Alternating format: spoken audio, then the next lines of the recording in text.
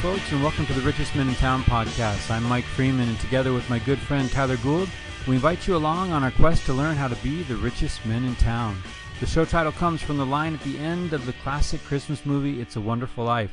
You've probably seen the movie a million times. It's the scene where little brother Harry Bailey toasts his big brother George, who's dealing with a monumental crisis of finances, of family, and of faith. In that moment, all the problems melt away as Harry gives George the title, the richest man in town. We love that moment and the lessons it teaches, and we're committed to try to live that kind of rich life. This little podcast project is all about learning more about what exactly the rich life looks like as men, as husbands, as fathers, and as friends. Here we will sit down with people that we think have something to teach us about living a rich life, even if they don't think so. So we raise a glass to our guests and to you. We hope you get something out of it, because we know we will.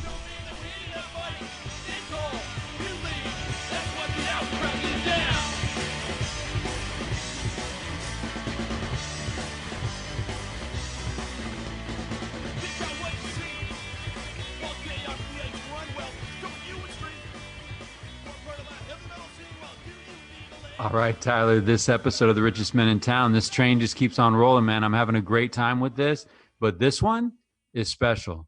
We have our good friend, Quinn Lowry. What can listeners expect to learn from Quinn?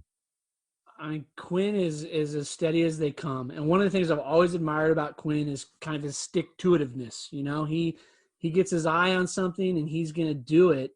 And he just is so he's so humble, but he is so wise. And I enjoyed everything that Quinn had to say. I learned a lot about being a better dad, a better husband, and just a better person. I love the word wise. There's some depth, and his thoughts on creativity and his connection to what he does as a career, and just like that's a cause he rallies, right? He rallies behind, and he believes in that gift of creativity, and it's a source of passion in his life, and you can feel it just having that conversation with him. He is on that. He is on that campaign, and it really means a lot to him to be able to throw everything he's got into what he does. And I think the listeners are really going to appreciate that. Yeah, you know, I really felt like as he was talking, there was moments where I was just kind of lost in my own thoughts, trying to figure out how do I do what Quinn's doing. You know, and I love that, and that's the purpose of the show. You know, you get to hear someone who is just living life, doing the best that they can, and they're just dropping knowledge on you, and I love it. I hope that when you listen to tonight, you walk away and you go, I don't know who Quinn Lowry is, but I learned something from that dude, and I love it, man. And don't knock the poetry. Don't knock the poetry. Enjoy the episode. All right, man. So Tyler, to say that we're jazzed about this episode, I think would be an understatement. I'm really excited about how the program, how this project is going so far. You know, I think Toby Crawford killed it. I'm excited about our good friend Quinn Lowry is going to be joining us later on. But as we lead up to this, I got to tell you, this is becoming the highlight of my week. You know, the nights that we record the Richest Men in Town episode, and it really allows me to gather up some thoughts and come firing them off, right? Yeah. And I mean, the same goes for you. I think our brains work the same, and I think that's kind of why this show might work. But you know, last time we were in Steinbeck country. Yeah. Right. Last time we were east of Eden, and I think this time I've got something pinned up in my office, right on the corkboard, right on the corkboard of my office at work, which I haven't seen in like yeah, right, 2 months, right? Because we've been doing this virtually, working from home. But it's a Robert Frost poem, and it's the last stanza of the Robert Frost poem, and it gives me goosebumps, man. I shared it with you. I shared it with you in a text earlier. I'm going to read it for our listeners, and we can chat about it, what this stirs up, right? Yeah, please. The woods are lovely, dark and deep, but I have promises to keep and miles to go before I sleep. And miles to go before I sleep. Cue Goosebumps. Right? Yeah. So I shared that with you. I can definitely let you in on what that does for me and why I have that pinned up in my office. Yeah, please. It motivates the hell out of me. Yeah. I think of that word promises. That's a pretty powerful word. Promises to me mean commitments that I've made to other people. It means that the promises and commitments that I've made to myself. And I appreciate the feeling of that because that tells me to keep going. And when I think of this podcast and when I think of the messages that we're hoping to convey with our listeners, it is about acknowledging where we're at, acknowledging our shortcomings, and pushing, and motivating ourselves and possibly those that are our guests and hopefully those that are listening to do better, to be better. And that's what that does for me. And that's why it's pinned up on the corkboard in my office. Every once in a while, stress is getting to me, deadlines, pressure, whatever, or even the pressure to just give up. And I look at that and I'm like, no, miles and miles to go before I sleep. What does that do for you, man? I mean, I love that. I love that. I just think like the visual of the woods are lovely, dark and deep. You know, I just think like that idea of sitting kind of looking at something maybe a little longingly and wanting to be in that place, but that understanding that you've got things that have to be done, you know, and that are bigger and bigger than you are and bigger than that other place is, that require you to take care of business. And I think that's sort of I think the reason that resonates with me so much is it kind of for whatever reason it sort of encapsulates this idea of just being a responsible adult. You know what I mean? Where there's things that I think, man, this is what I'd like to do, but this is what I need to do. And sometimes what I like to do and what I need to do don't land on the same page. You know what I mean?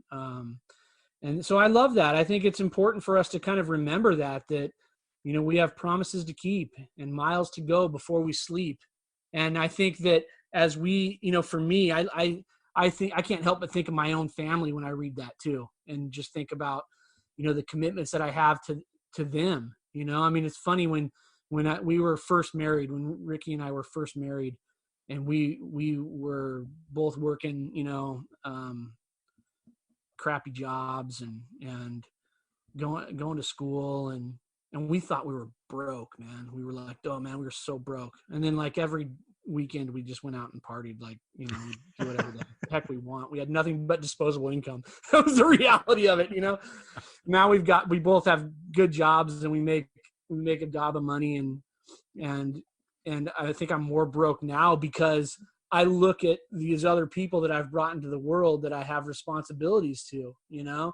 And so now those things that once were a huge priority for me, or what I thought was important, has gone onto the back burner, because everything that I have goes back to that statement of I've got promises to keep and miles to go before I sleep. And that's what I think about every time I read that poem, and it's in particular that last stanza. Yeah, I think that's an incredible motivating force. I need to fact check this, and I can check it and maybe put some corrections and retractions into the show notes. But I believe that was one of President John F. Kennedy's favorite poems, and I believe he had that on display as well. That's cool. As a reminder. And I can only imagine what those responsibilities look like. But you're right. I mean, this life is about towing that line, right? This life isn't about thrill seeking and pleasure seeking. This life is about responsibility, and a certain amount of joy comes from that as we own up to that.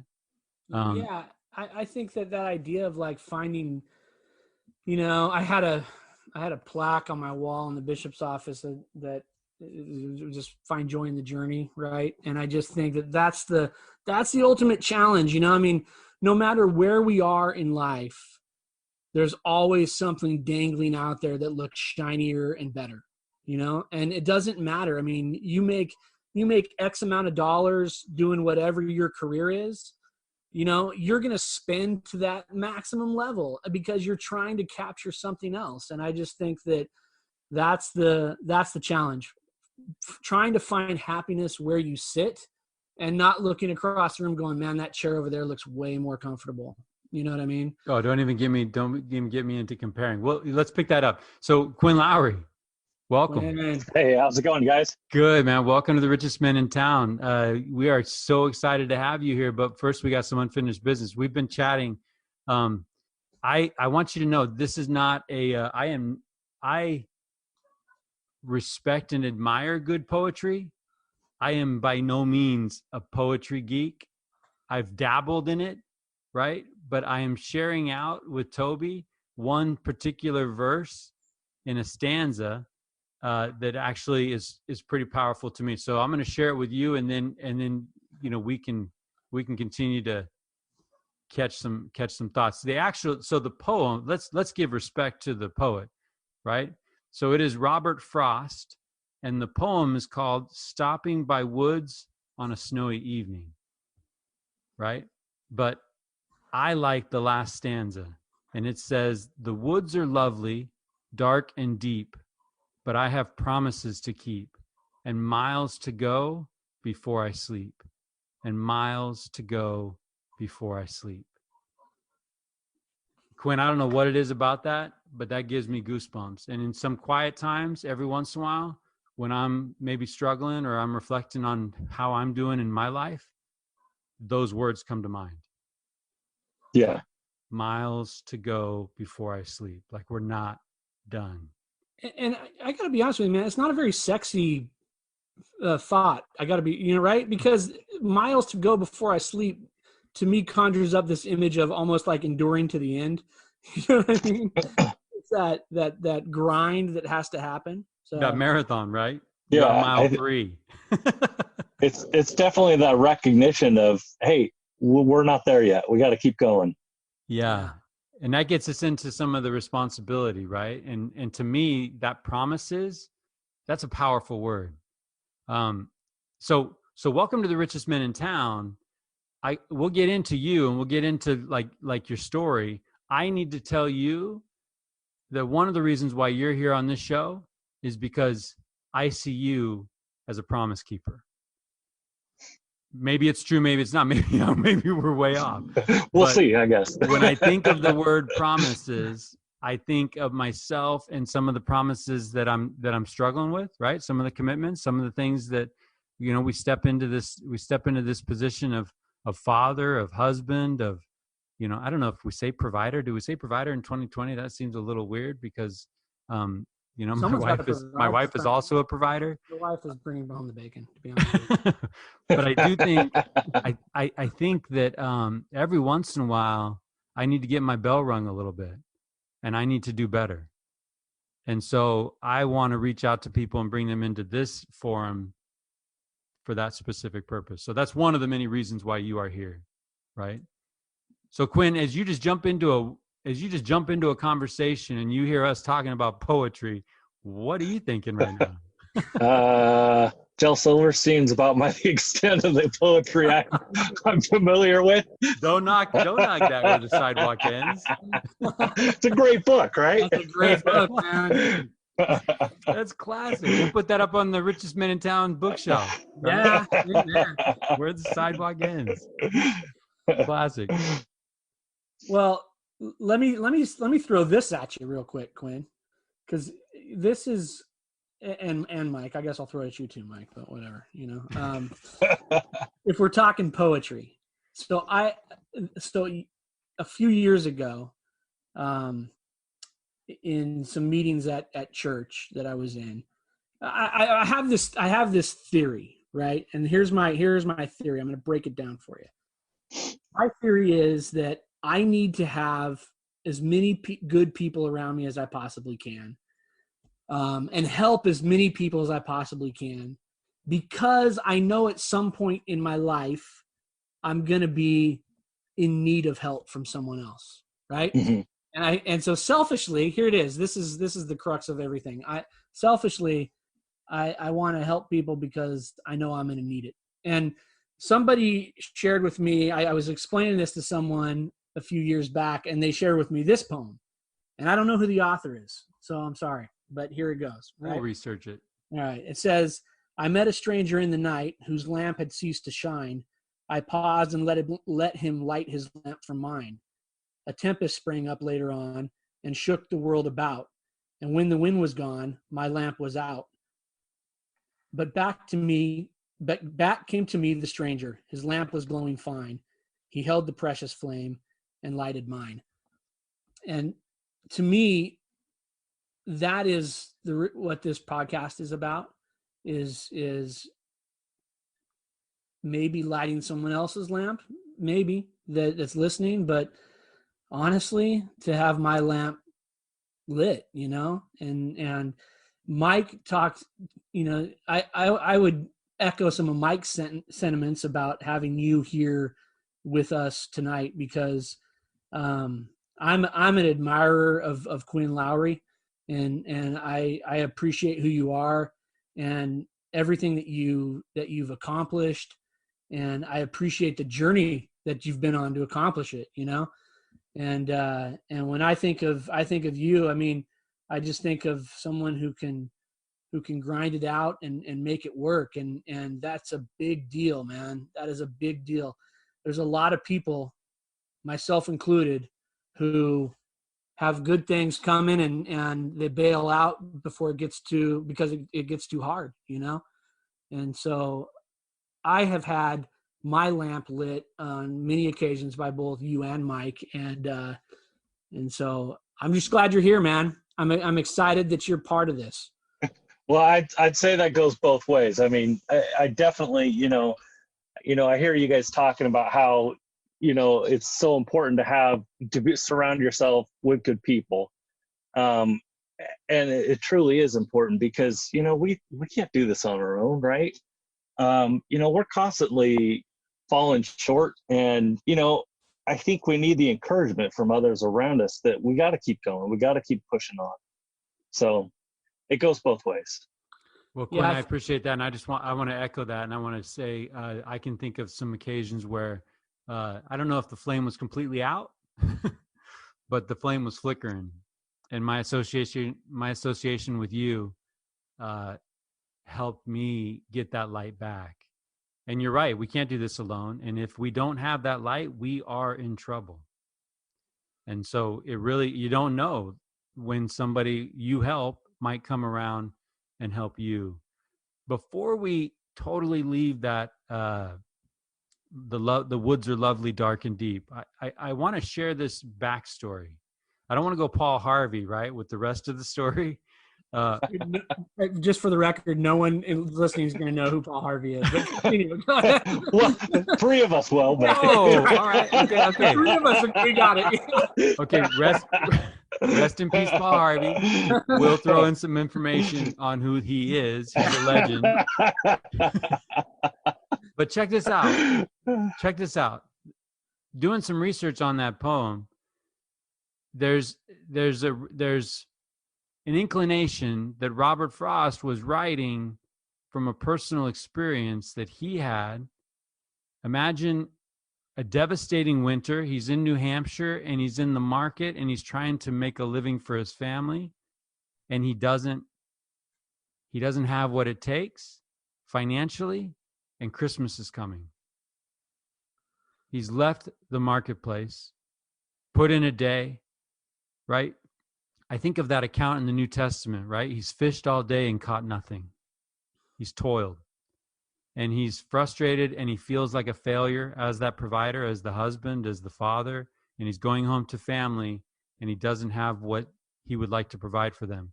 So as he's heading home, he pulls off the road and he pulls into these woods and he gets off of his horse to bawl, right? To break down, and to sob and to be frustrated and to want to give up.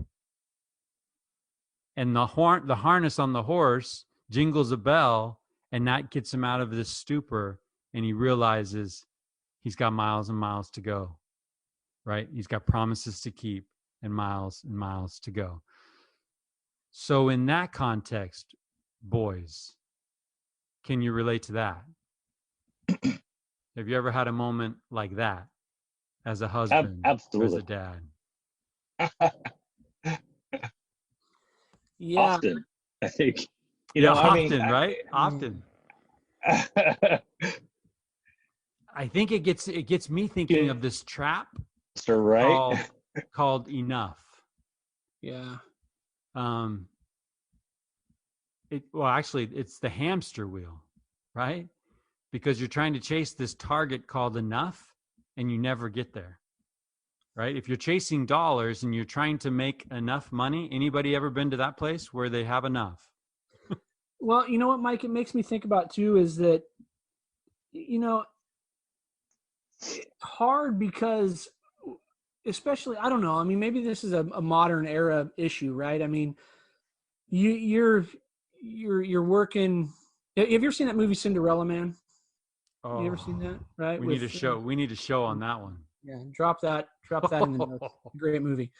But in the movie Cinderella Man, there's it's during the Great Depression, right? And everybody's got nothing.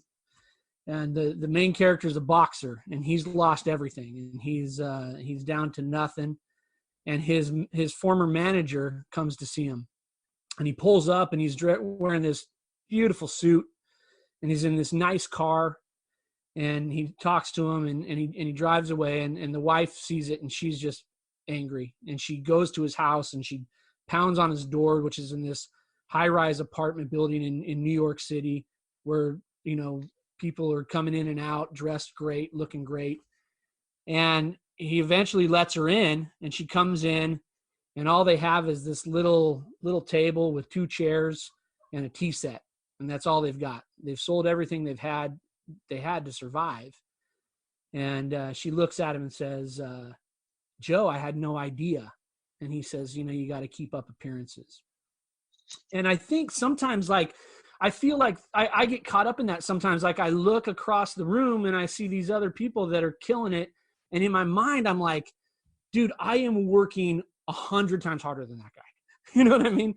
And I'm not having the same level of success that guy's having, And so I find myself kind of looking maybe longingly. And it doesn't help to have teenage kids, right? Because then your teenage kids come home and go, I mean, literally this happened to me the other day. Abby says, Natalie her parents got her a car. And I said, that is awesome. What kind of car did she get? An Audi.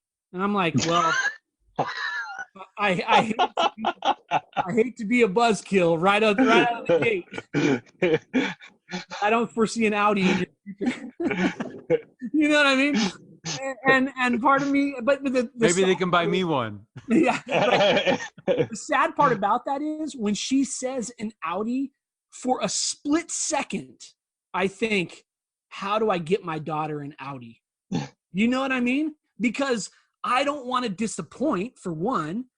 For two, I feel like, well, I'm the provider, for crying out loud. I should just work harder and make that happen, And so I discount all the other positive things that might be going on in my life, and I chuck them out the window for this idea of I have to get an Audi for my 15-year-old, which is the stupidest thing. That's a dangerous game. That's a dangerous game.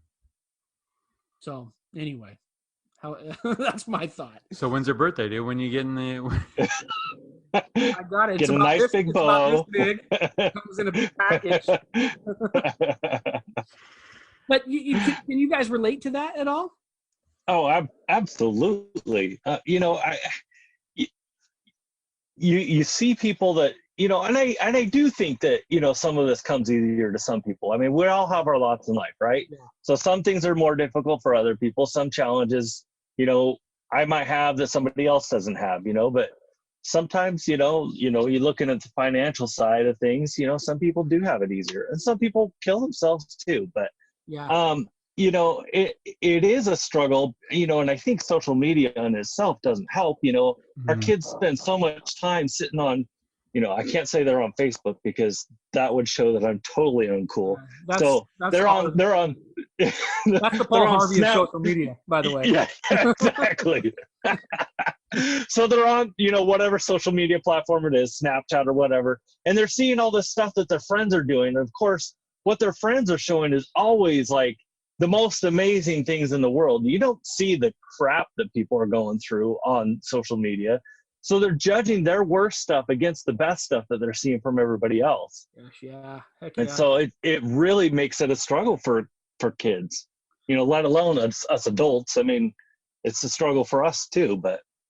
You know, we've talked on previous episodes about being hard on ourselves and critiquing ourselves.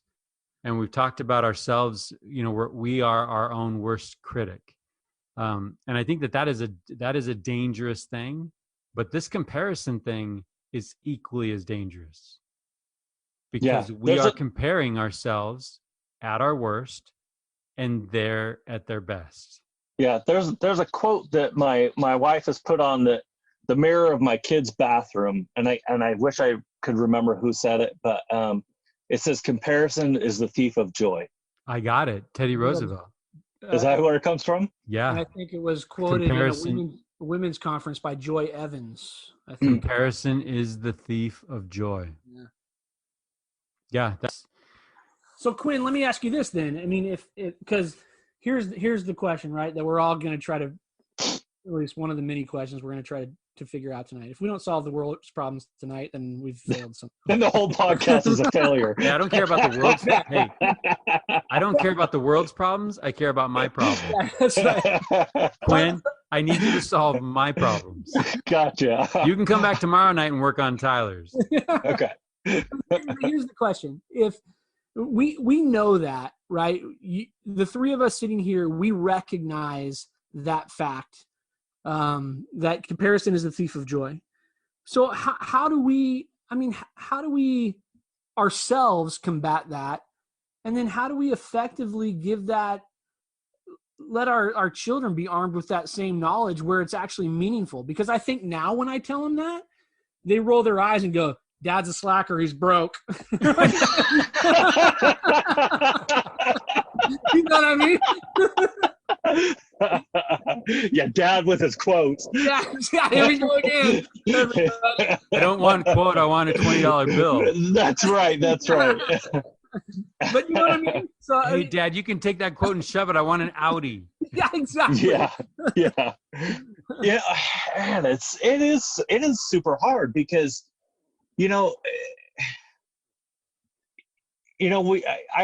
because kids do. I mean, we all do. We all compare, right, all the time.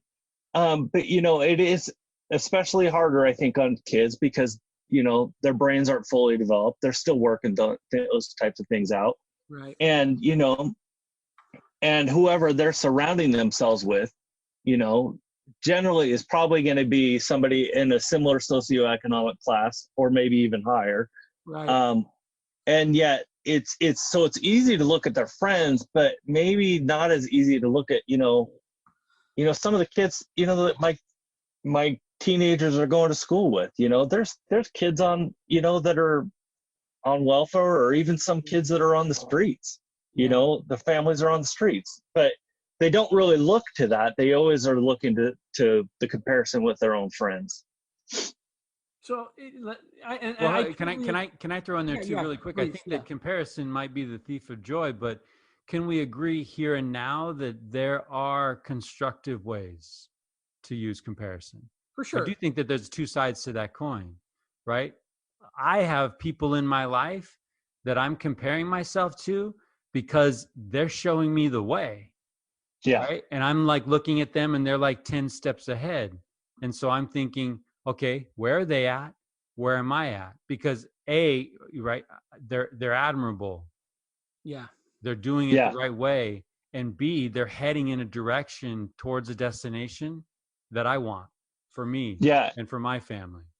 And so, I think there is some healthy comparison.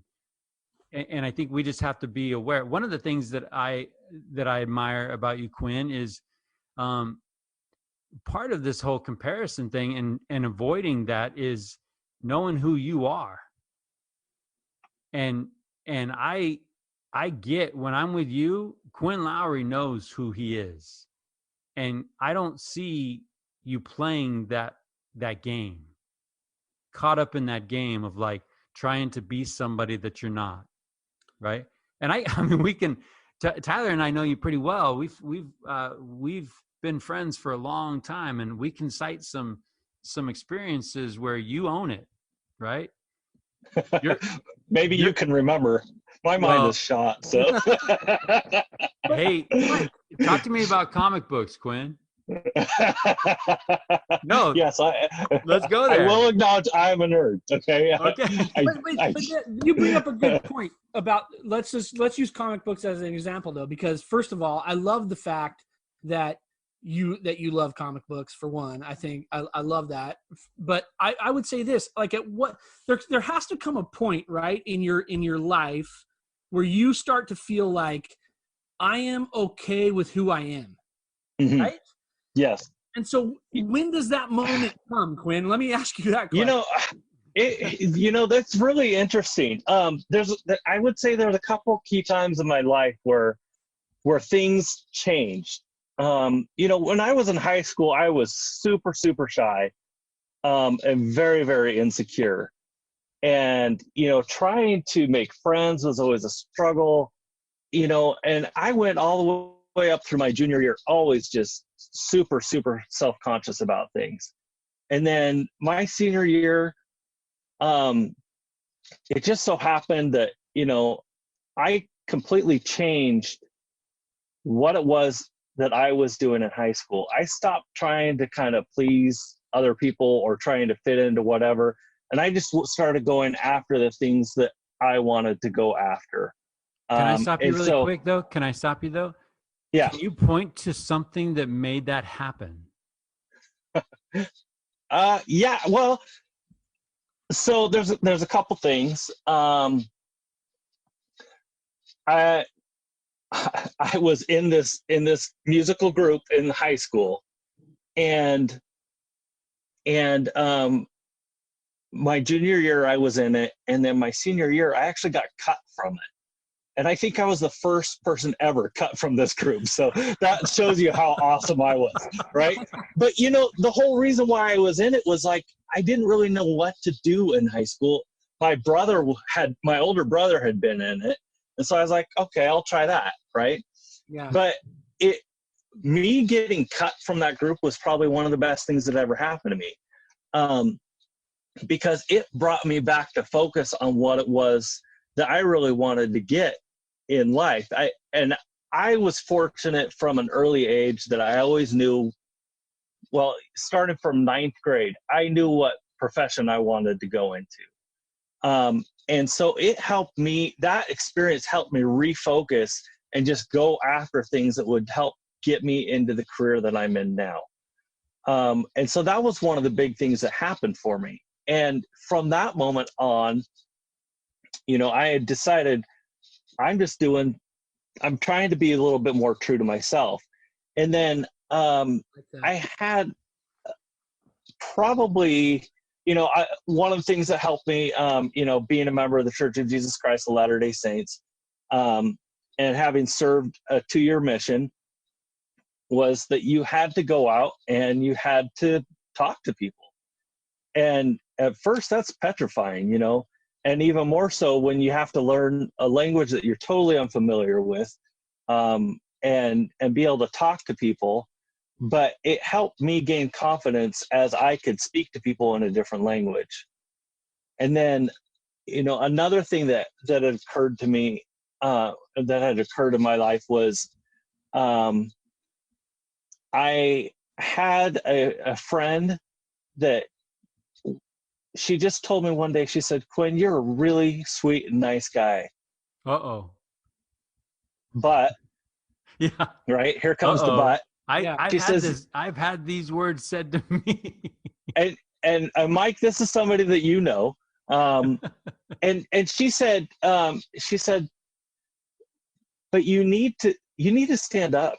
Like I kind of slouched, like my whole position, the way I carried myself, everything was just a little bit, kind of not dumpy and as much. Yeah. Yeah. And it really struck a chord with me. And, I think those couple instances in my life drove me to a point where, I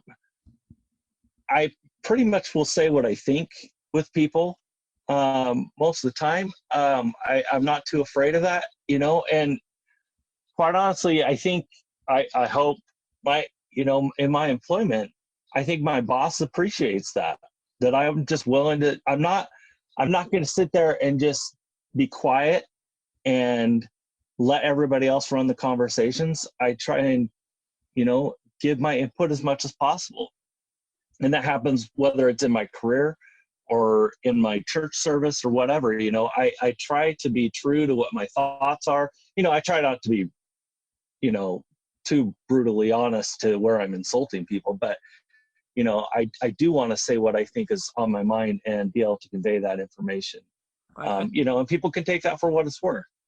Yeah, you know what, Quinn? I think that's one of the things I really admire about you is you are a straight talker, and I like that.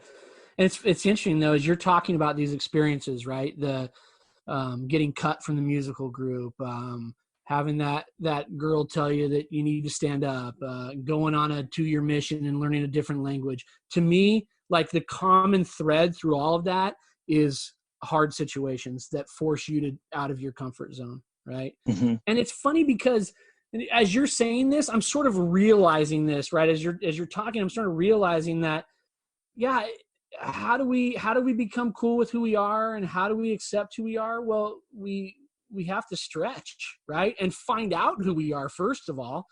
And we spend so much time, especially as young people, but even now as adults, like I'm around adults and I think, man, that person is not, they're just, they're putting on a mask, man. They're putting on a mask. They're not showing me who they really are. And how do we get anywhere in life if we're not willing to take off the mask and just say, hey, I am what I am. And it goes back to that point that you made, Mike, which is this idea of comparison, right? Like on one side, it's like, I don't want to compare myself to the family that's getting their daughter an Audi. I'd like to get some career advice, but or some investing advice, or some money to invest. Yeah. But I think at the same time, we have to be looking at other people that have gone through the experiences like you're talking about, Quinn, and be able to say, all right, what can I take away from that? And how can I apply that to me so I can be better? I mean, and that's got to be a constant, right? Because I'm 45 years old and I don't have it figured out. I do things on a daily basis where I go, damn, I shouldn't have done that. You know what I mean? And yeah, so but I think it comes down, like I'm thinking that living a life that isn't authentic is exhausting. Putting that mask on, and trying to be somebody that you're not. And as I'm hearing Quinn, I love so much of what you just shared, Quinn, because I have a senior. And if you could take what Quinn learned and put it in a pill and say, hey, Dad, give this to your 18-year-old, I would buy that pill right now. Right? Yeah. But the problem is we don't like the process. We all want to admire people. We have people that we admire, but we don't want to acknowledge the process that made them the people that we admire. Because when you look at the situations, they're hard things. Right. They're adversity. There are hard lessons, That refiner's fire is a tough thing to take on, and I think part of it too is maybe a little bit of acknowledgement too that, we don't have to be the best at everything. Right. And I think, especially when, whether it's in large, a large group get together or whatever, or a church or whatever, a lot of people are putting on that mask, right? You're just kind of trying to convey to everybody that everything's perfect. Oh, we But talk about it's that. not. It's not. Hey, Quinn, how many times have we gotten together and talked about the dress up that is church? Yeah. I tell everybody it's a red carpet affair, man. You show And Sunday, up, you know, we say from the pulpit, it's a hospital for sinners, but everybody comes and everybody's good. Yep, How you doing? yep. Oh man, it's fine. We're good. But And it's really hard to like get into that. Like, let's talk about real stuff. Yeah, and the reality is most of those people that are really good are getting in their car after church and crying on the way home. You know, that's the Right, reality. right. So, But that being true to self, so Spirit Journal, opening page, Tyler. I open it up now, and I open it up to a line from Red Hot Chili Peppers. Right? This life is more than just a read through. Yeah. You got one shot, one role to play. You want to play it being fake? You want to play it being somebody that you're not? Or you want to find out who you are and do the very best you can being that person? Well, and I think the challenge too is that look, I'll speak from my own personal experience, is that I want to be that guy that is completely true to myself, right? But I certainly can find myself in situations where I'm reaching for that mask. Do you know what I mean? Oh yeah. Still to this day, and it's hard. It's that balance of like, I know what I should be. I know what, but I think I've got to impress some people here today. You know what I mean? And the reality is, why do we do that? I don't know. I agree. People because we want to be liked. We want people to. We need that affirmation that, you know, we're doing things cool in life, and everybody loves us. You know, I think that's part of it. Is just we want that. We want people to like us. But why? And but so I mean, we do sometimes, that. and you add social media, Quinn. You mentioned that social media pressure.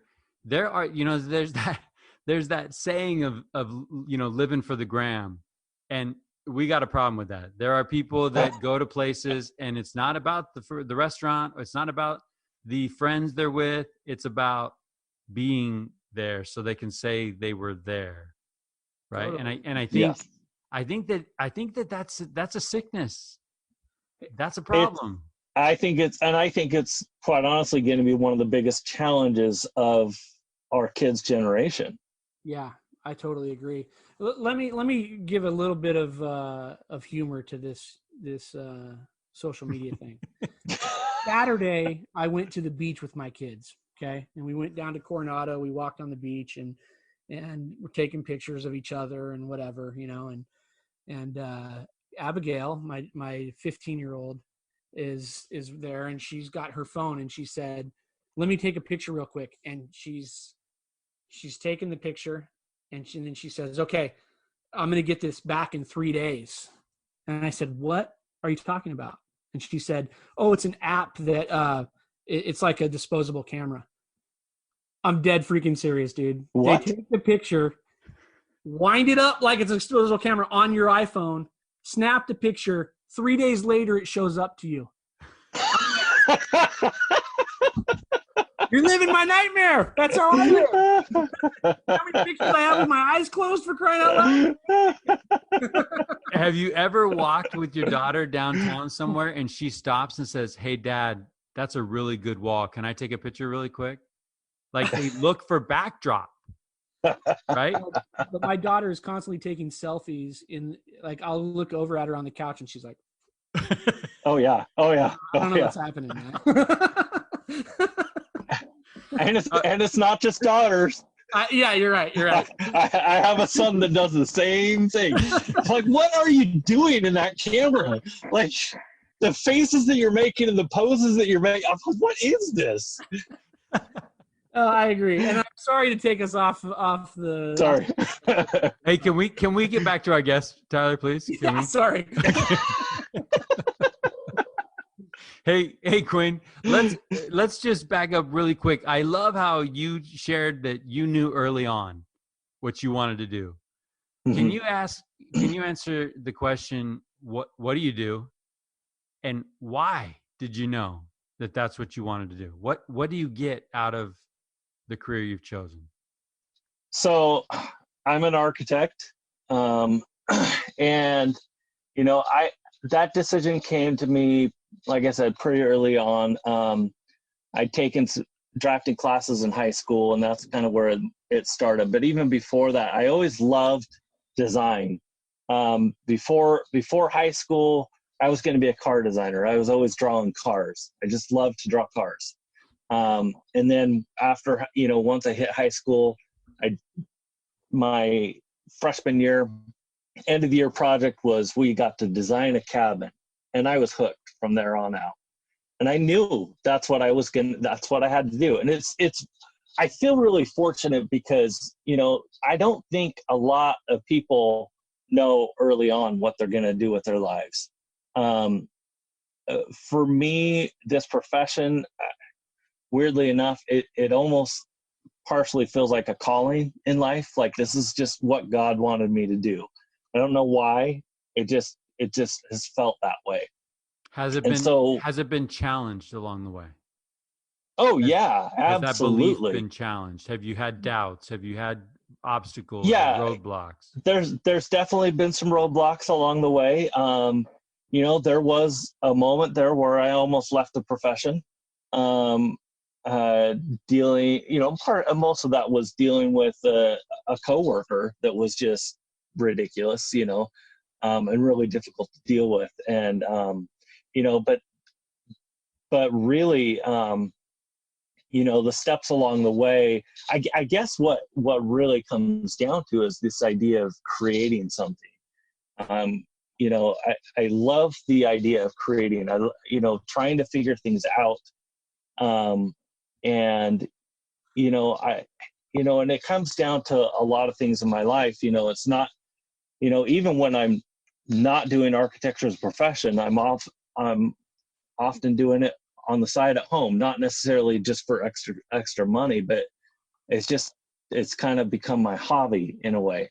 And then, in addition to that, I've always loved like building things. I built a lot of furniture stuff, pieces in my house. And it's just this idea of creativity. I kind of call it my God complex, this idea of creating something that wasn't there before for everybody to see. And you do a great job at it, by the way. I mean, what you've done is cool. Hey, so you mentioned something, and that actually brought to mind a story, like the best career advice I ever heard, and I think you nailed it, comes from the life of Henry B. Eyring. Henry B. Eyring's dad was a renowned scientist, and Henry B. Eyring wanted to follow in his dad's footsteps, right? So Henry was struggling through a science class, and he went to his dad. He's like, "Hey, Dad, can you help me with this?" And his dad said, "Haven't we talked about that principle before?" He's like, "Yeah, I just don't get it. I'm struggling with it." And the dad looked at him and said, "Science is, if it's going to be a career, you need to choose a career that you think about when you have nothing to think about.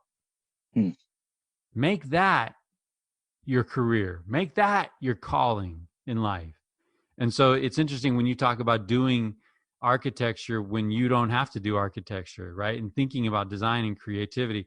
When I heard that, that's the best career advice. And that's actually what I give to my kids, right? When they're thinking about things right now, it's like, what do you think about when you have nothing to think about? And try to make that a living. That's funny, because that's not quite the same advice I give my kids. I tell my kids, if you don't know what you want to do, be a dentist. So I just told my son. He was telling me, giving me some ideas of what he wanted to do for his career. I said, those sound great, dude, but have you thought about orthodontics? Like that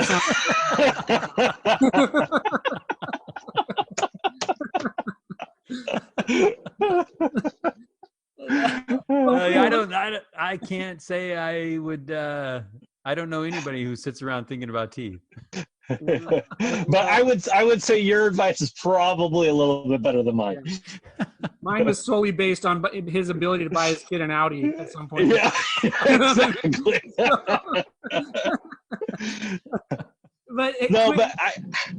Go ahead. I was just gonna say, because you guys prompted me with a couple things before we did this, just so I could kind of get the juices flowing in my head. And, this idea of creativity is something that I've really tried to push on my kids, that they take opportunities to be creative, and let them, just explore with that. And, and part of it, I think there's some creative juices that have run in my family. I have siblings that are pretty talented. My grandma was a painter, and stuff like that. So, but, like all three of my kids, they draw all the time. And it's just something they've grown to love. And, they all have their own styles of doing things. And I think it's great and it's wonderful. And I always want to encourage that. And it just kind of, there was a talk by Dieter Uchtdorf, that he actually gave at a women's conference, but he talks about creating. And if it's cool with you guys, I want to read just a little bit of it.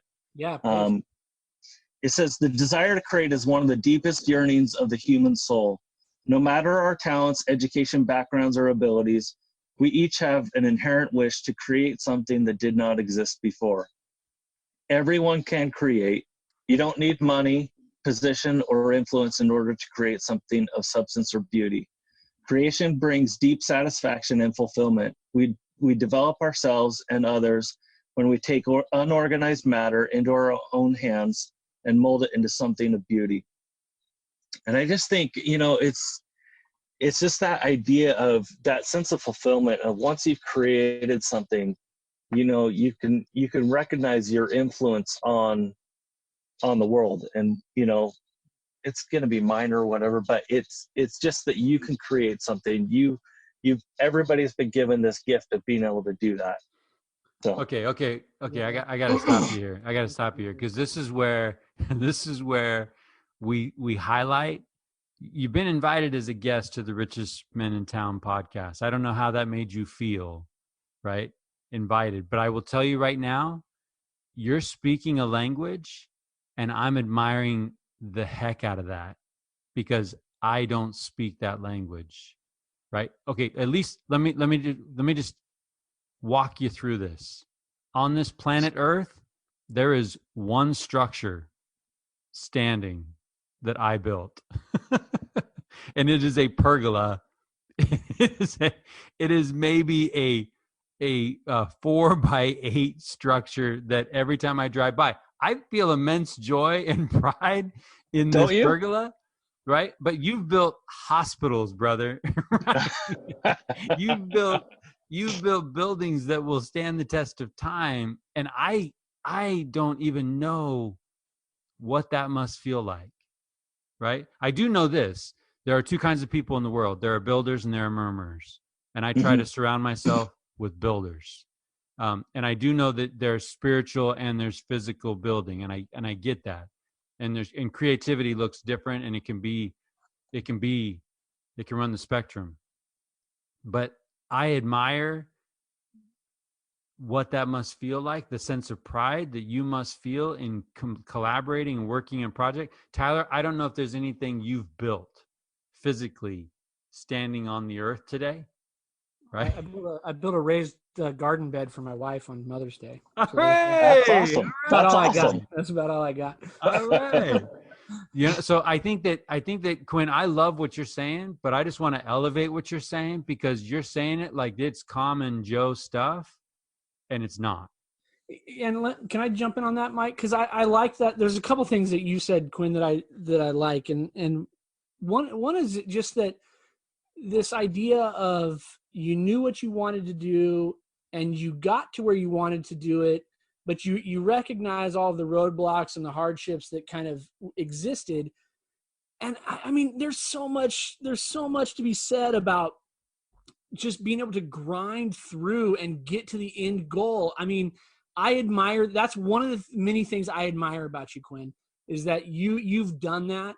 I've started things and stopped things many times in my life, and I admire the fact that you've been disciplined enough to get yourself to where you want to be, recognizing that it was a bumpy road and hard to get there. And I think the road had detours. And a lot of people hit detours that they don't come back from. Yeah, and I think too, the other thing that you made me think about is when you're saying, you're reading that quote by Uchtdorf about creators. I'm thinking, great quote. Yeah, I don't have it in me. Like I'm thinking, man, I got to figure out what I am creative about. But it does force me to think a little bit, be a little bit more introspective about like what am I doing to kind of flex that creative muscle on some level. Right. Yeah, but I would say, I mean, don't sell yourself short. I mean, you were in a band, right? You created music. You were definitely a creator, right? You just happened to create the intro to this podcast. Yeah. That is something, I tell you. But I do think building. I think, and I do think Tyler's selling himself short because I see creativity in his life as well. Absolutely. But I work with schools and I work with teachers, and there's an administrative friend of mine, and every time we end every conversation, one of the two of us, when we walk away, say, "Build something today." Yeah, that idea of building community, building people, building buildings. I mean, I think that it is important to understand that some way, shape, or form, we all have the power to build something. Yeah. Yeah, I like maybe that not draw the design. Right, it doesn't have to be that. I can hammer nails. I've done that. I can do that. So that's good. Yeah. No, I love that thought though. I think it's good to kind of, hear those things and sort of take an inventory of where you're at. You know what I mean? Well, one of the questions that we frequently ask folks is to look at where you are now and compare it to where you wanted to be your 18, 19-year-old kid.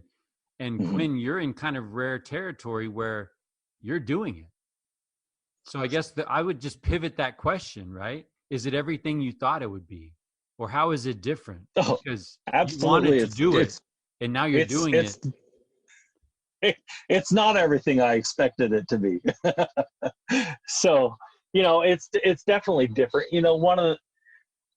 I never, while I always wanted to do architecture, it was never my dream necessarily that I thought I'd be doing hospital work or whatever, So, but, it's just looking for those opportunities to have creativity. And, but, looking at my 18-year-old self, I don't know that I specifically had everything quite figured out. I think it was pretty light in the fact that I knew I wanted to get married. I was going to have a family eventually. I was going to become an architect somehow. But that's about as deep as it went. I'm a pretty shallow person. Right. So. Well, let me ask you this, Quinn. This is good. This is a good point. I mean, so you had this idea that we've talked about the career, right? You had this idea about the career and where you are now and kind of the journey to get there. But you mentioned you knew you wanted to get married. You knew you wanted to have kids. What does that look like from your mind's eye at 18? And what does it look like now? Maybe the reality of that being, the young man that you are now in your 40s, how does that look? How does that family and all of that look compared to what you envisioned then? Is it, Yeah. So obviously when you're 18 years old and you're thinking about, my future self having a family, you have this idea in your mind that things are just going to be perfect. Once you get to that stage, everything's just going to flow perfectly. I'll have life figured out and things are going to be wonderful. Yeah. Here I am at 45. I don't have anything figured out. And my kids prove that to me on a daily basis. It's definitely, it's hard, right? Things don't always go the way that you think that they're going to go. Tell us a little bit about you growing up, the family you had, and then let us in on the family you have now. Sure. So I grew up in a family. There was 5 kids. My parents were, pretty stable. My dad worked. My mom was a stay-at-home mom. And do you think they had it figured out? Because you're now their age when they were raising you. Do you think, looking back, I mean, did you think they were dialed in and had it all figured out? of course I did.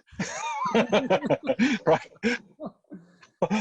Okay, so they were the adults. Of course they knew what they were doing, right? Do your kids think you have it figured out? Probably not. But that's interesting though, because I look at my life growing up in my house, and I'll be honest with you, man. I didn't think my parents had it figured out. I gotta be honest. There was some rough patches, where you're just like, all right, they're definitely winging it right now. They're not going by what the book says. That's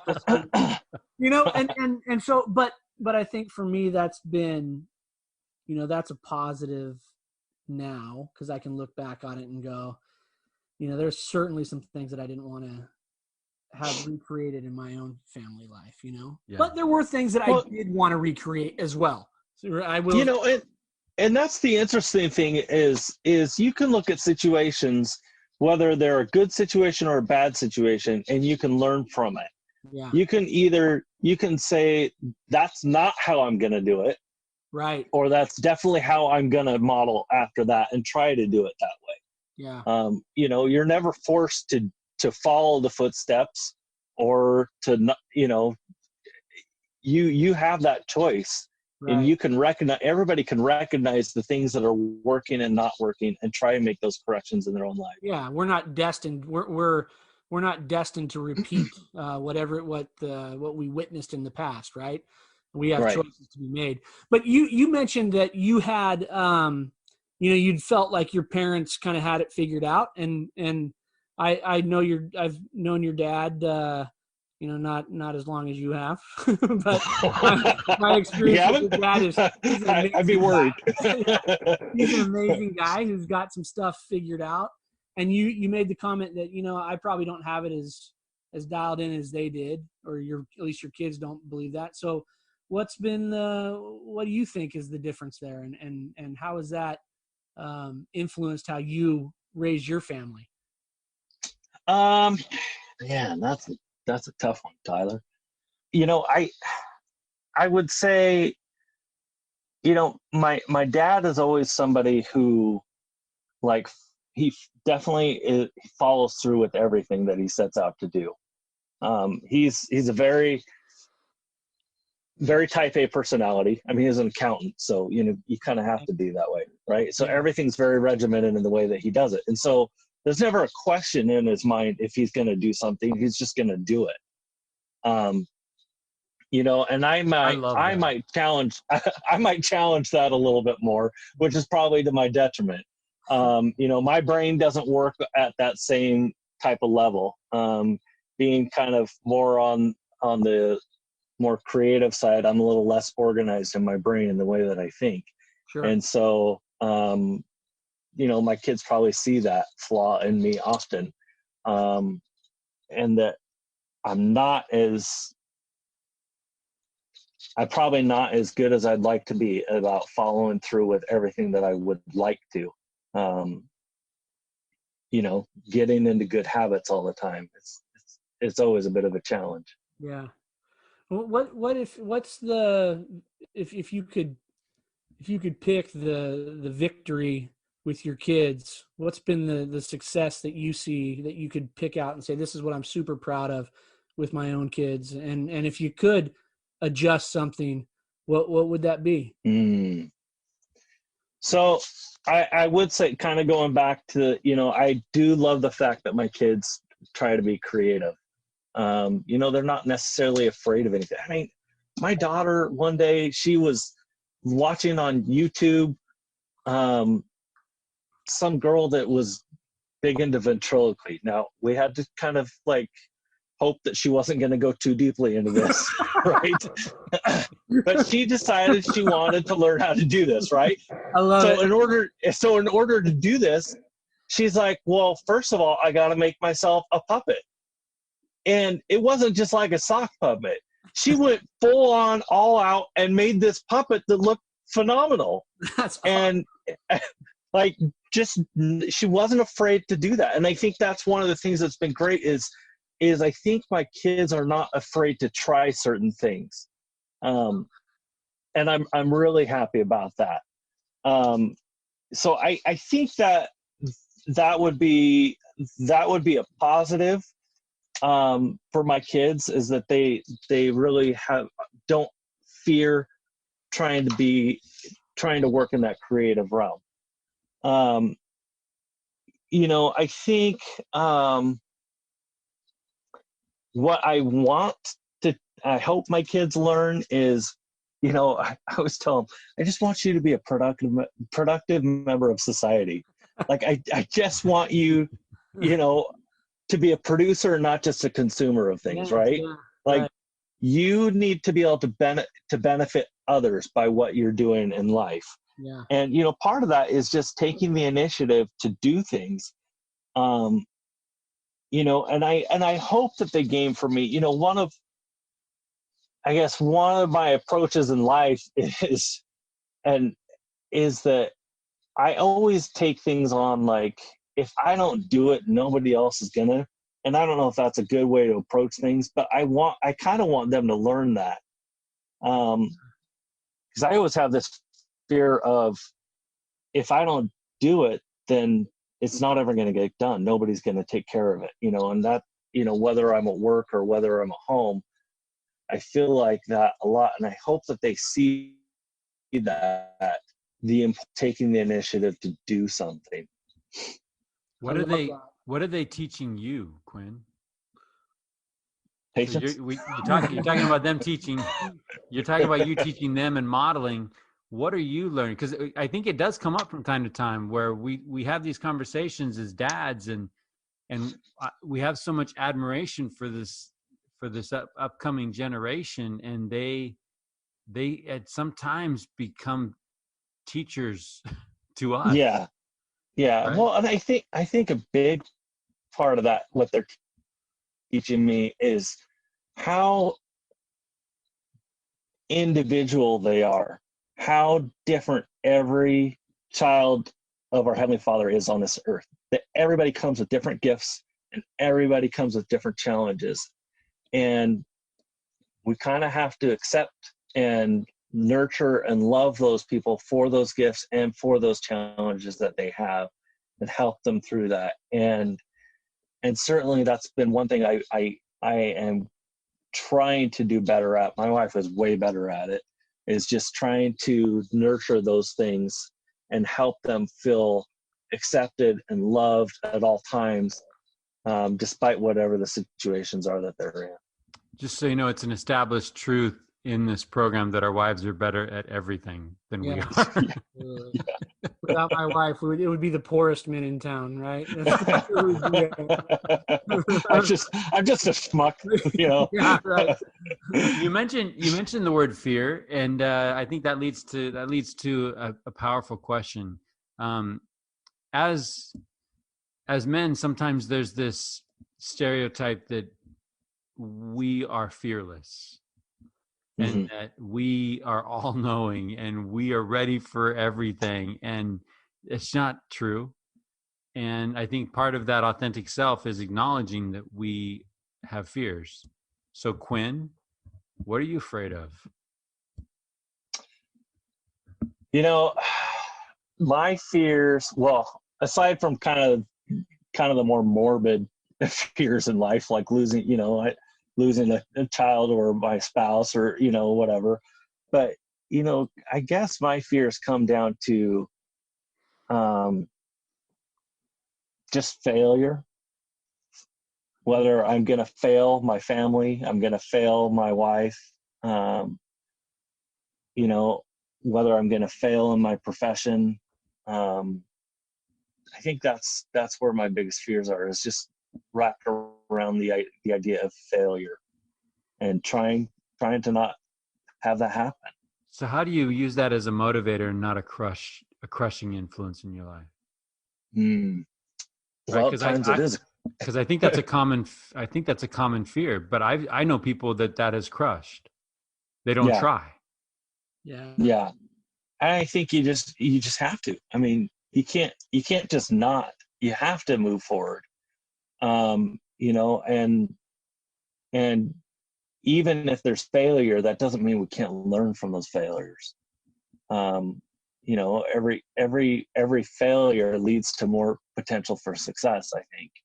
But, you know, you just have to monitor your own mental health in that, and not let those things get you down. And that's definitely easier said than done. Yeah, I'm even struggling right now because we hear that. That's borderline buzzword now, right? Failure, first attempt, fail is first attempt in learning. But failure can be devastating. Right? I mean, if we all look back on our lives at those times when it was ball of flames, that's hard to pick up the pieces. And you can read the bumper sticker and be like, yeah, okay, you know, I'll get back on, but it hurts. Don't you think though that it's like, right, the reality is we don't have a choice. You know, sometimes we hit the failure, when we crash and burn, you know, I mean, I can't tell you how many times I've thought like, this is the worst experience I will ever have. And it turns out it's not. It's I've had worse. You know what I mean? There's always one. Turns out There's always another right down the road. Surprise, here's another one. But you know, like you get a little distance between you and that experience, and then we can kind of look at it with maybe some dry eyes and some clear eyes and say, you know what, I that was terrible. I never want to experience that again, but man, did I learn some serious lessons out of that experience.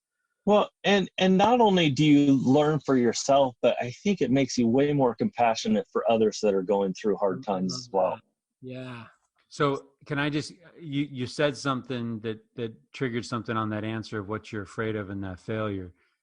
Since poetry seems to be kind of a theme for the evening, I'm going to go to something that we as dads should probably have memorized. And we should probably have them hanging on our sons' walls, right? This is Rudyard Kipling's If. I don't know if you've heard this before. If you can keep your head when all about you are losing theirs and blaming it on you. If you can trust yourself when all men doubt you, but make allowance for their doubting too. If you can wait and not be tired by waiting, or being lied about, don't deal in lies, or being hated, don't give way to hating, and yet don't look too good nor talk too wise.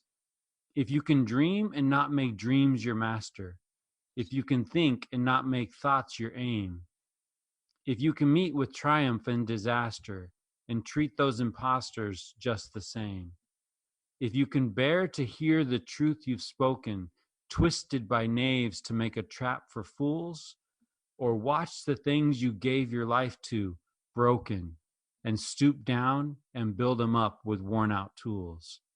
If you can make one heap of all your winnings and risk it in one turn of pitch and toss, and lose and start again at your beginnings and never breathe a word about your loss. If you can force your heart and nerve and sinew to serve your turn long after they are gone, and so hold on when there is nothing in you except the will which says to them, hold on.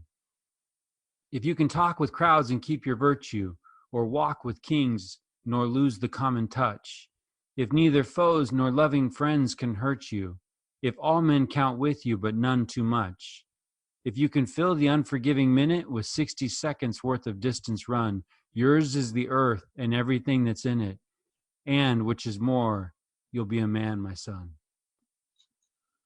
Yeah, like that? Kind of makes me think of the Theodore Roosevelt, right? The Man in the Arena. Yeah.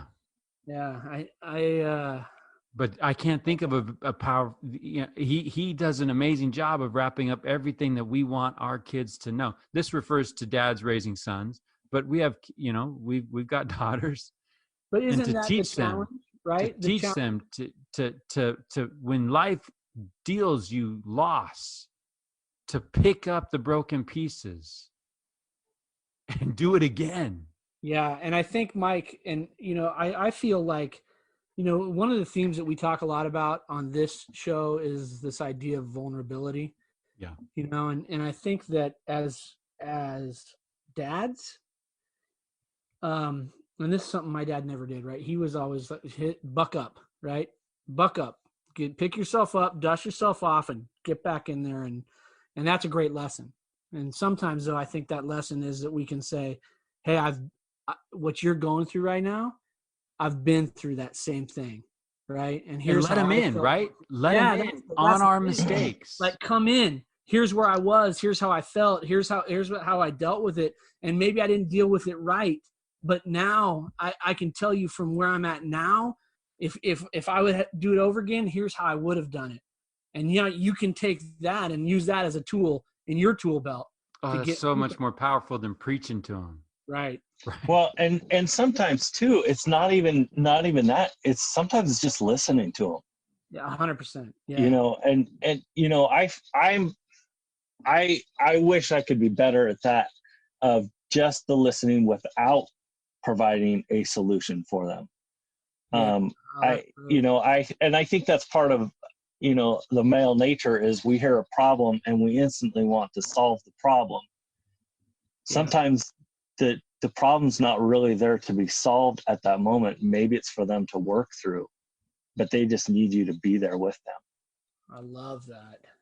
Because that discovery of the answer, you may be sitting on the answer, but if you allow them to discover it, it's going to mean a lot more than if you just hand it to them.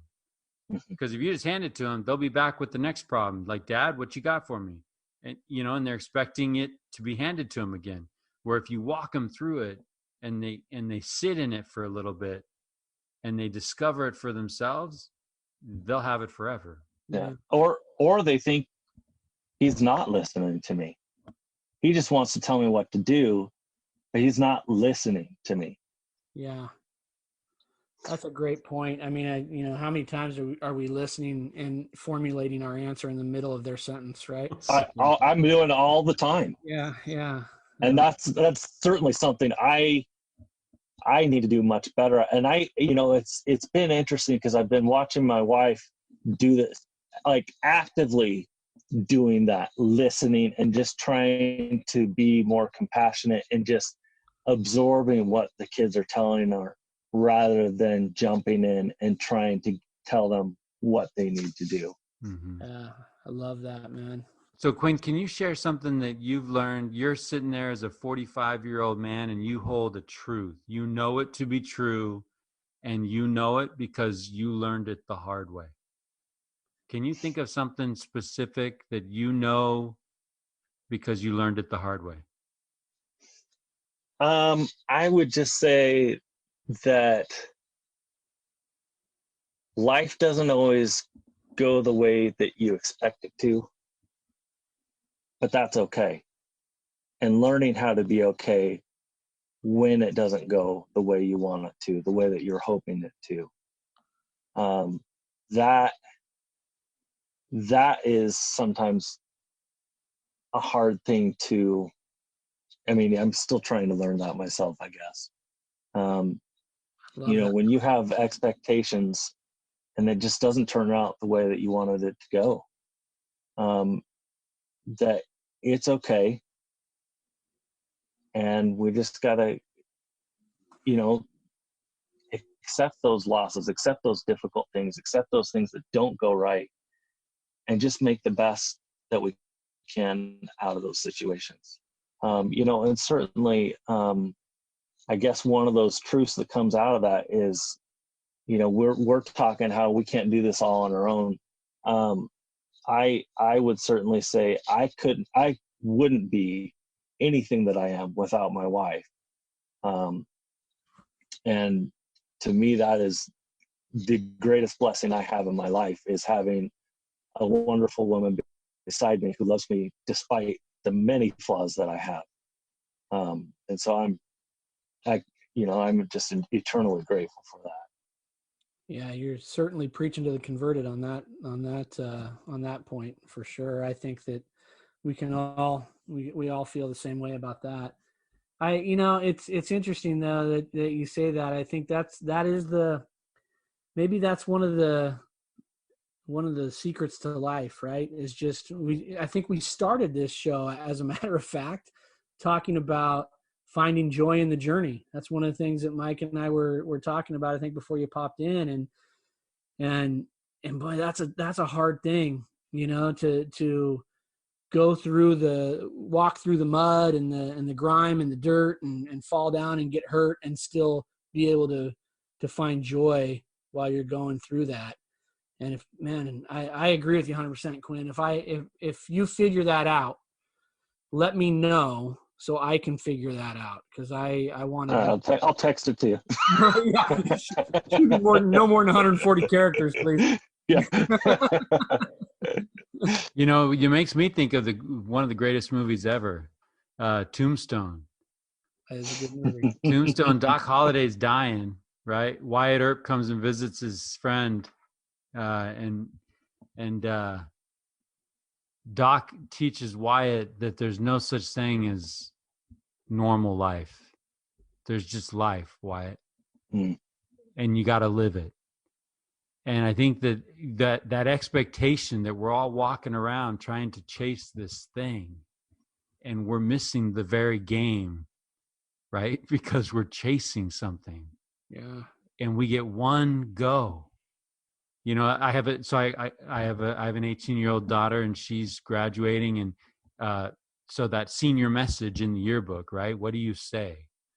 And I said, so Grace, what are you going to do with this one wild and precious life? Right? It's a tribute. There's a poet out there and I love that quote, because that's, if you could learn that you got one go, and if you're and you got these expectations that are so unrealistic, right? And I'm not saying have low expectations. I'm not saying that, hey, the secret to life is low expectations. Yeah. But it is managing them. Yeah. It is managing those expectations and making right. Sure well, yeah, it's the you want to make God laugh, tell him what your plans are, right? I mean, that's I think it's interesting. I think that I remember when my kids were really young, when they were toddlers, and I remember thinking, like, man, it'll be so cool when they're this age, because then we can do this, right? And man, I hate to think that maybe I missed some of those, precious moments trying to project myself into the future, and now here I am with one on a mission, right? Another one just turned in his paperwork. I'm losing kids left and right, for crying out loud, and every moment is like, I just want to just hold it, and not let it go. It's crazy how quickly things shift, Yeah. And that's how I picture dying. That's how I want to die. I want to be grabbing things on the way out, right? I want to be hugging people. I want to just be trying to soak it all in, because it's going to be gone, right?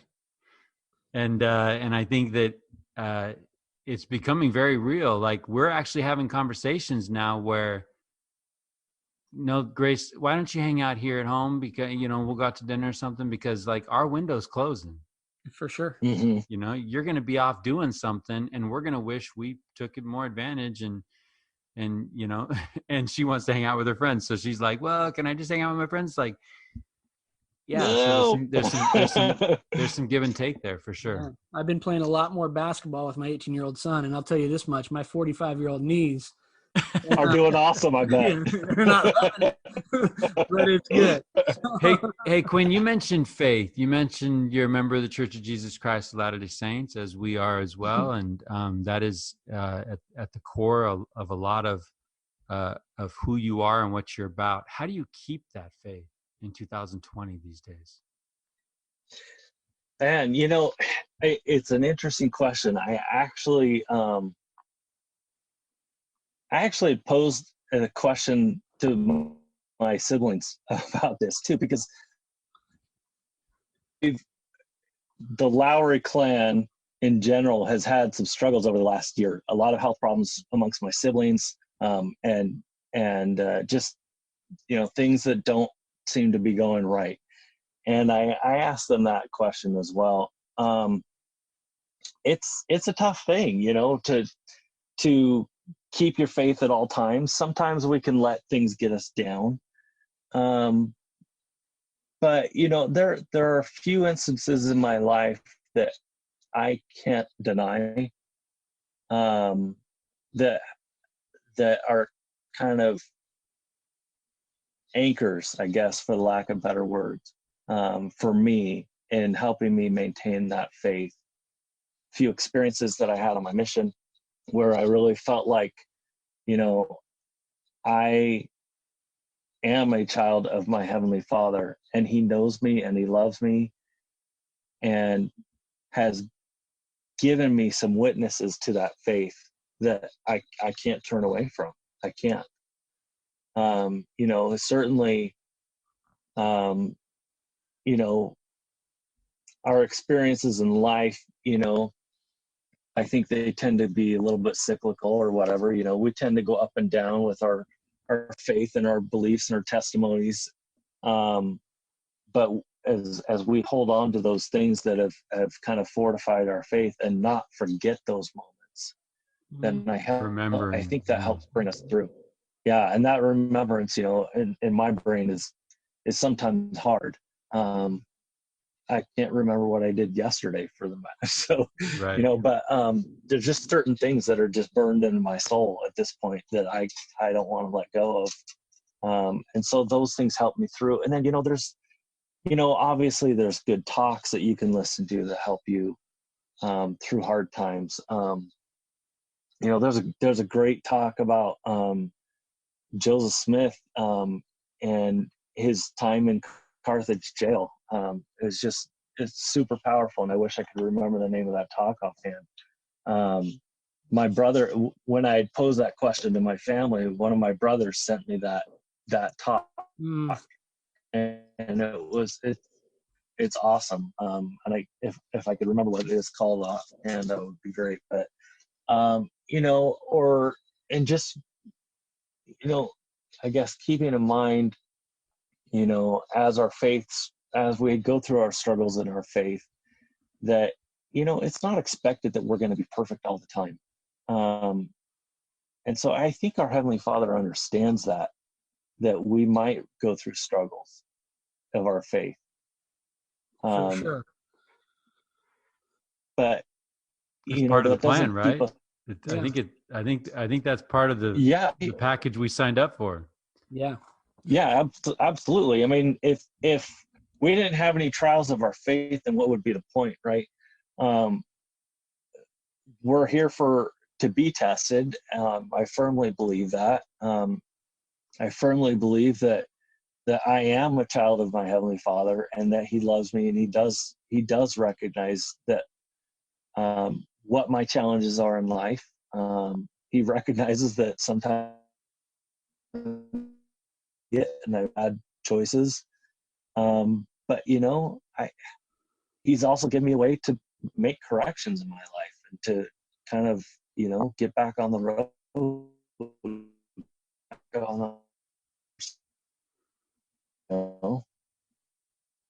move on. Let me ask you this, Quinn, and along those same lines, you've got, you talked about your faith and sort of your commitment to your faith. You're raising a family.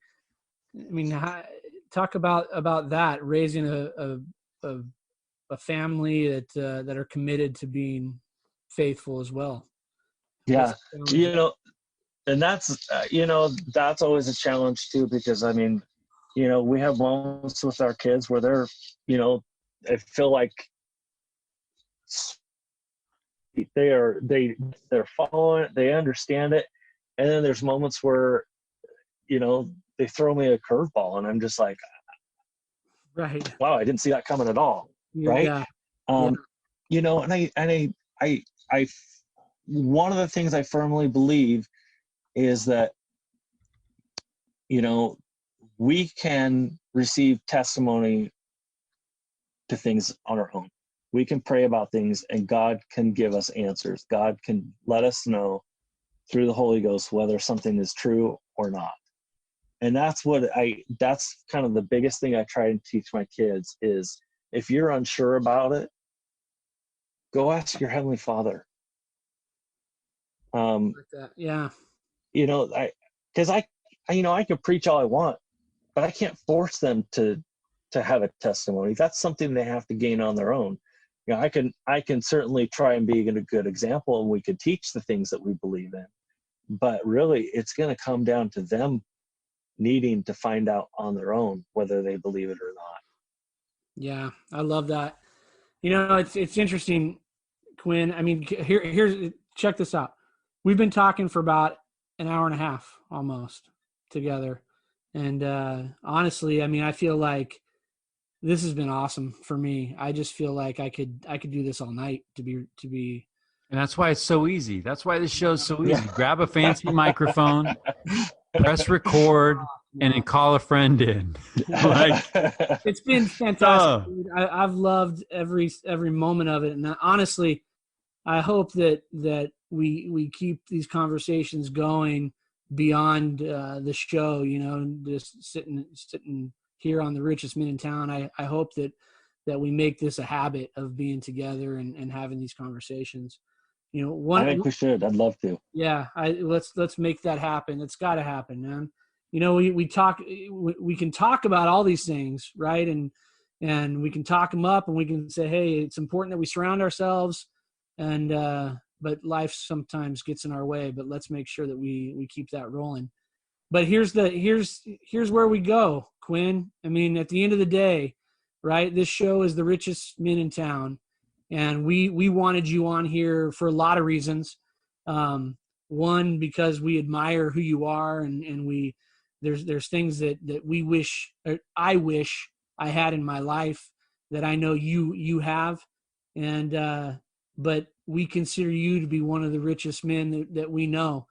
And so, what does it mean to you, Quinn Lowry, to be the richest man in town?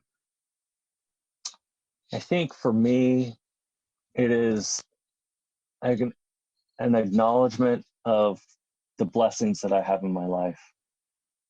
You know, recognizing that it really boils down to kind of some of the more basic things that I have. I have a family that I love. I do things that I'm passionate about. I try and surround myself with good people. And I have a faith that I believe in, and I try to exercise to my best ability. Sometimes I'm not the greatest, but you know, we all go through that. But it's just those acknowledgments of what we have in this life, what we've been blessed with. I think that really help us to understand how we truly are the richest man in town. And so that's my view on it, is that it's really an acknowledgement of those blessings. I love that, man. I love that. Quinn, thank you. I'm going to tell you right now, if ever I'm in a situation, Tyler, we started the show talking about, you know, lighting fires, and we might help people with their flame, and then our fire goes out. If my fire ever goes out, you're on the short list of people to call. Amen. And I know that you'll answer that call. And I appreciate that. And I love you, brother. Thank you for the time tonight. I'm a better man, and that's the point. Yeah, that's it. So hopefully we do something about it with what we learned tonight, right? Quinn, you're one of our favorites. We love you, and we're just grateful that we could spend some time together. And this better not be our last conversation for another few months. Let's make this more of a regular thing. Oh, I can see. I can see. We're bringing some people back in a pack, and we're just going to throw them all in a virtual room and see where that goes. That would be fun. That one might not be airable. That's right. That's all right. That'll be in our blooper reel. All right, Quinn. Thanks for being with us tonight, man. And you take care and tell the family we love them. Will do. Thanks, you guys. I really appreciate the opportunity. Okay, be good. All right. Love you guys. All right. Love you. Bye. All right. Bye.